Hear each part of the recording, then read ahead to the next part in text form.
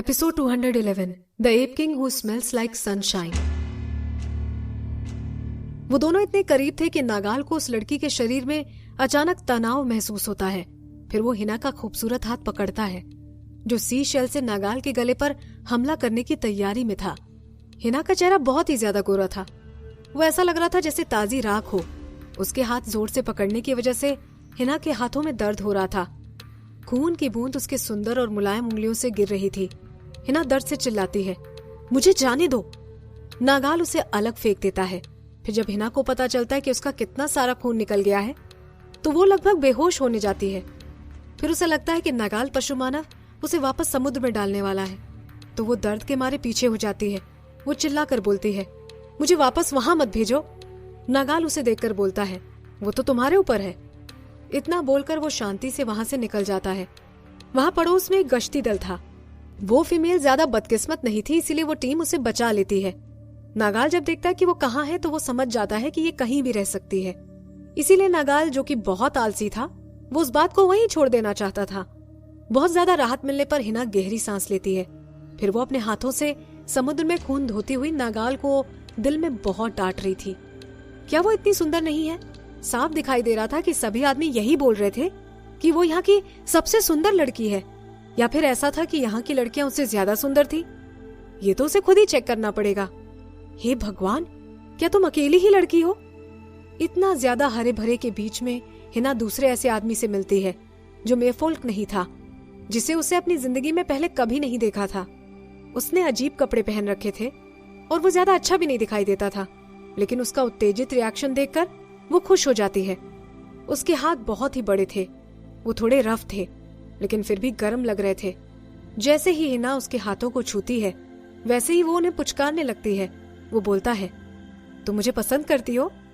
ये पूरी तरह से उस सांप से अलग था और उसके शब्दों में भी पूरी तरह से आदर सत्कार भरा हुआ था। हिना थोड़ी सी मुस्कुराहट दिखाते हुए हाँ में अपना सर हिलाने लगती है। वैसे तो वो आदमी ज्यादा सुंदर नहीं दिखाई दे रहा था, लेकिन फिर भी वो वार्म था। वो सूर्य की चमक का तापमान था। वो बोलता है, मैं तो एप प्रजाति से हूँ, तुम कहाँ से हो? हिना मुस्कुराते हुए बोलती है, मैं मेफोल्क प्रजाति से हूँ। इसके बाद हिना को पक्का हो गया था कि वो नाग अलग ही था। इस दुनिया की लड़कियां बहुत ही बदसूरत हैं, फिर भी उसने इतनी सुंदर लड़की को जाने दिया। लेकिन शायद ये अच्छा ही हुआ कि उसने हिना में ज्यादा इंटरेस्ट नहीं दिखाया, क्योंकि उसे भी वो नाग पशु मानव अच्छा नहीं लगता था।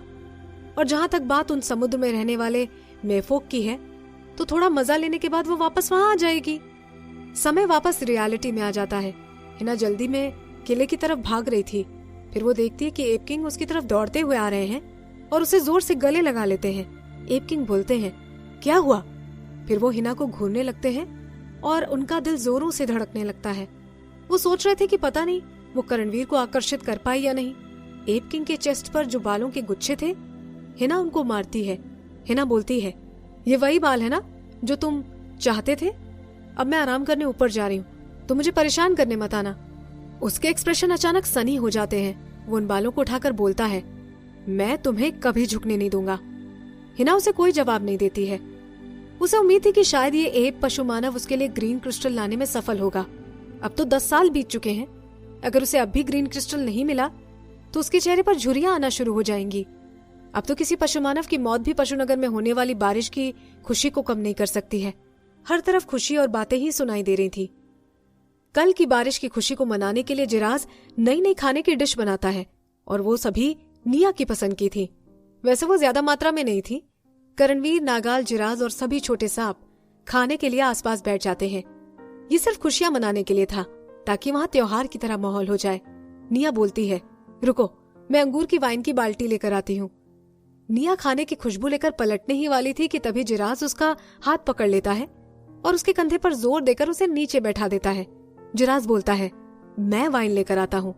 फिर निया उसे समझाती है, पूरी भरी हुई बाल्टी लेकर आना, मैंने उसमें एक पक्षी का अंडा भी डाला है, वो साफ होनी चाहिए। अंगूर की वाइन 5 दिन में तैयार हो जाती है। जब निया मॉडर्न दुनिया से आई थी तब उसने जो टी शर्ट पहन रखी थी, उसी टी शर्ट से वो वाइन को छानती है। उस समय भी वो वाइन फीकी थी। जब उसे 1 महीने तक रख लिया और फिर दूसरा महीना चल रहा था, तब वो बाजार में मिलने वाली वाइन की तरह टेस्ट कर रही थी। फिर निया लाइन से स्टोन बोल रख देती है और फिर जिराज को उन्हें भरने के लिए बोलती है। वो एक बोल को थोड़ा सा ही भरता है और बाल्टी को नीचे रख देता है। फिर वो बोल उठाकर उसे पीने लगता है। निया मुस्कुराते हुए उसे देखती है और बोलती है, हे, क्या तुम्हें ये करना था? जल्दी से हमारा बोल भी भरो। जिराज अपने होठों को दबाता है और उसकी आंखें गोल हो जाती हैं। वो बोलता है, ओह, वाइन ऐसा स्वाद देती है। मैं तो सिर्फ उसे चख रहा था ताकि ये तुम्हारे शरीर को कोई नुकसान ना पहुंचा पाए। जिराज उसका स्वाद लेकर बोलता है, सच में पीने के बाद शरीर में गर्मी और एनर्जी आती है। ये जो वाइन एप किंग ने बनाई थी उसी की तरह लग रही थी। ये अच्छी चीज रखो और तुम ही इसे खत्म करना। अगर तुम इसे खत्म नहीं कर पाओगी तो फिर ठंड के मौसम में हम इसे दूसरी औरतों को बांट देंगे। फिर नागाल भी बाल्टी उठाकर एक बोल भर लेता है और एक ही घूंट में उसे पी लेता है। एक पल के लिए उसके एक्सप्रेशन भी मजाकिया लगते हैं। वो भी अपनी जबान बाहर निकालता है। उसका पीला चेहरा पूरा लाल हो जाता है। वो निया को छू जाता है, लेकिन वो अच्छी चीजें सिर्फ अपने तक ही नहीं रखना चाहती थी। वो बोलती है, मेरी चीजें मैं ही पी लूं, इससे क्या मतलब? चलो सभी मिलकर पीते हैं। अगर तुम लोग मेरा साथ नहीं दोगे तो फिर ये मैं दूसरों में बांट दूंगी। जिराज थोड़ा हिचकिचाता है और फिर बोलता है, ठीक है, फिर आज रात तो मैं ये पी लूंगा। उसके साथ ही वो दूसरा बोल भर लेता है। उसके पास दूसरा कोई ऑप्शन नहीं होता है और उसे निया की बात मानकर करणवीर के लिए भी एक बोल भरना पड़ता है। निया जिराज को घूरती ही रहती है। वो स्टोन टेबल की तरफ देख रहा था। उस टेबल के किनारे पर छोटे सांप लेटे हुए थे। सभी के सर ऊपर की तरफ थे। उनकी आंखें जिराज के हाथ वाली बाल्टी पर ही थी। थोड़े तेवर दिखाते हुए वो उन सांपों को भी दे देता है। अब हर सांप के आगे पर्पल वाइन रखी हुई थी। सभी अपने सर नीचे करके वाइन पीने लगते हैं। शायद वो बहुत प्यासे होंगे। जिस तरह से वो लोग पी रहे थे, ऐसा बिल्कुल नहीं लग रहा था कि वो उसका स्वाद भी ले रहे हैं। उन बोल से वाइन इतनी जल्दी खत्म हो रही थी। उन छोटे सांपों की गर्दन बहुत ज्यादा दिखाई दे रही थी। निया जोर जोर से हंसने लगती है। क्या उसके छोटे सांप पी रहे थे? निया ऐसे ही उनकी तरफ देखती है और फिर उन पर काला धब्बा ना देखकर वो थोड़ा निराश हो जाती है। सूखे की समस्या सिर्फ अबीर की वजह से ही हल हो पाई थी। अगर संभव होता तो वो एक बोतल वाइन देकर अबीर को भी धन्यवाद देना चाहती थी। उसे लगता है कि वाइन औरतों से ज्यादा आदमियों के लिए उचित होती है। ये तो खुशियों का मौका है, तो जो भी आदमी खाने का शौकीन होगा वो ये बाल्टी खाली कर देगा। उधर दूसरी तरफ निया ने उसको टेस्ट करने के लिए थोड़ी सी ही पी थी। जिराज और दूसरे आदमी वो पीकर नशे में नहीं आए, लेकिन वो छोटे सांप एक ही बोल पीकर झूमने लगे। फिर वो टेबल से गिरकर जमीन पर गिर गए। बाहर से एप किंग के दहाड़ने की आवाज आ रही थी। एक ही पल में नागाल अपने पैरों पर खड़ा हो जाता है।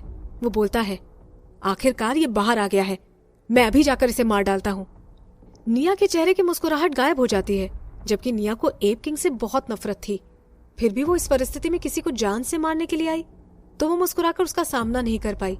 उसे दबाव महसूस हो रहा था।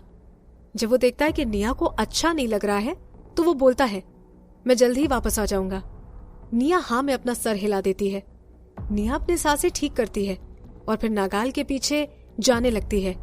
जिराज और करणवीर भी उनका पीछा कर रहे थे। एप किंग की दहाड़ से यही लोग बाहर नहीं आए, बल्कि हजारों और भी पशु मानव बाहर आ जाते हैं। वो सभी किलों के बीच में बने प्लेटफॉर्म पर खड़ा था। अब उसके चेहरे पर 3 स्ट्राइप थी। अब उसका ऑरा भी पहले से अलग था। वो पशु मानव उत्तेजित हो जाते हैं। अब जब एप किंग और भयंकर हो गए हैं, तो उनके पशुनगर को सहना होगा। जिराज मजाक बनाते हुए बोलता है, ओह, तो अब तुम्हारा एक लेवल बढ़ चुका है, इसीलिए तुम किले से बाहर निकले हो। अपने पीछे पैरों के कदमों की आवाज सुनकर नागाल पीछे पलटता है। फिर वो जिराज की तरफ एक चेतावनी भरी नजर डालता है। फिर वो रोकने के लिए निया को खींच लेता है। जिराज बोलता है, यहाँ पर तो बहुत सारे पशु मानव हैं, यहीं पर रुक जाते हैं। निया बोलती है, ठीक है।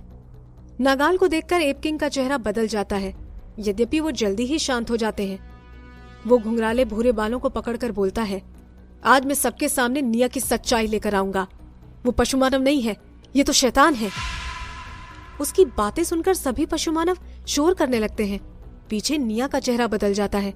उसकी बॉडी कठोर हो जाती है और वो चौड़ी आंखों से एप किंग को देख रही थी। एप किंग को उसकी सच्चाई के बारे में कैसे पता चला? क्या एप किंग ने उसको नीचा दिखाने के चक्कर में गलती से सच बोल दिया था, या निया की दूसरा कुछ सोचने की हिम्मत ही नहीं हुई। नागाल की नजरें गुस्से वाली हो जाती हैं। उसकी बॉडी रेंगकर बहुत आगे निकल जाती है, लेकिन उसके सामने बहुत सारे पशु मानव खड़े थे। वैसे तो वो पशु मानव उससे डरते थे और वो उसे जगह भी देना चाहते थे, लेकिन उनके पास ऐसा करने के लिए जगह नहीं थी। एप किंग अपना हाथ ऊपर करता है और उसके हाथों में जो बालों का गुच्छा था वो हवा में उड़ने लगता है। उन बालों में से हरा, सफेद और नीले रंग का धुआं निकलना शुरू हो जाता है। इससे एप किंग के आसपास धुआं बढ़ जाता है। थोड़ी देर में धुआं इतना बढ़ जाता है कि वहां कुछ भी दिखाई नहीं देता है। निया के चेहरे से खून का रंग निकलना शुरू हो जाता है, जो कि वाइन की वजह से हो रहा था। दूसरे लोग शायद उस चीज को नहीं समझ पाते, लेकिन निया समझ गई थी कि वो मॉडर्न आर्किटेक्चर है। वहां कई डार्क धुएं की गेंद ऊपर उड़ने लगती है, जो आज की दुनिया की सड़कें और कारें लग रही थी। जैसे जैसे पशु मानव बढ़ रहे थे, निया उनसे टकरा रही थी, लेकिन फिर भी वो चुपचाप ऐसे ही खड़ी थी। जिराज उसको पकड़ने के लिए अपने हाथ आगे करता है। करणवीर उसकी दूसरी तरफ खड़ा था। जहां निया खड़ी थी वहां बहुत सारे पशु मानव भी थे। फिर जब उन पशु मानवों को पता चलता है कि एप किंग जिसके बारे में बात कर रहा है वो यही है, तो वो उसे घूरने लगते हैं। फिर वो लोग जांच की नजरों से कंफर्मेशन के लिए एप किंग की तरफ देखने लगते हैं। उसके सामने जो पशु मानव की भीड़ खड़ी थी, नागाल उसे दबाकर आगे निकलने की कोशिश कर रहा था। फिर भी उसे आगे बढ़ने में परेशानी हो रही थी। फिर उसे गुस्सा आता है और वो अपनी पूंछ घुमा देता है और उनमें से 10 पशु मानव हवा में उड़ने लगते हैं। अब जब उसे आगे बढ़ने का रास्ता समझ में आ गया था तो वो खुश हो जाता है। अब वो आसानी से स्टोन प्लेटफॉर्म की तरफ जा सकता है। तब जाकर एप किंग के आसपास की तस्वीर साफ होती है। उस तस्वीर में निया भी कॉटन टी शर्ट पहने हुई थी। वो उसकी जितनी ही सुंदर लड़कियों से बात कर रहा था। वो अपनी दिमागी शक्ति को इस्तेमाल करके तस्वीरों को कंट्रोल कर रहा था। इसीलिए वो अपना हाथ ऊपर करके नागाल को उन्हें देखने का इशारा करता है। वो बोलता है, तुम्हें ये जानने में कोई दिलचस्पी नहीं है कि निया कहाँ से आई है? एप किंग के शब्द नागाल के कदम रोकने में सफल हो जाते हैं। वो उसे तस्वीरों को देखने के लिए मजबूर भी कर देता है। नागाल बोलता है, हे भगवान, ये कौन सी जगह है? यहाँ तो बहुत सारी लड़कियां हैं। दूसरा बोलता है, और सारी लड़कियां सुंदर भी हैं। पशुमानों की भीड़ उत्तेजित हो जाती है। निया के आसपास खड़े आदमी उसे घूरने लगते हैं। उनकी आंखों में चमक थी। अगर जिराज और करणवीर उसका बचाव नहीं कर रहे होते तो पशुमानव उसको दबाकर उसका मीट बना देते। अभी तक निया का दिमाग खाली ही था। क्या एप प्रजाति की दिमागी शक्ति ये थी? ये इतनी शक्तिशाली कैसे हो सकता है? अगर ये सच नहीं होता कि ये दुनिया पिछड़ी हुई है और उसने कभी किसी को नहीं बताया कि उसका बैकग्राउंड क्या है और ये कि वो पृथ्वी से आई है, तो उसे लगता कि ये होलोग्राफी तकनीक है। ये पृथ्वी से भी आगे की तकनीक है। फिर एप किंग बोलता है, इतना ही है? ये बोलकर उसकी ऊपर की बॉडी इंसान की बन जाती है। वो सच में चांदनी के अतीत को जानने में काफी दिलचस्पी रखता है। ये वो या तो खुद उससे पूछ सकता है या फिर वो निया को उस जगह पर ले जाए और फिर देखे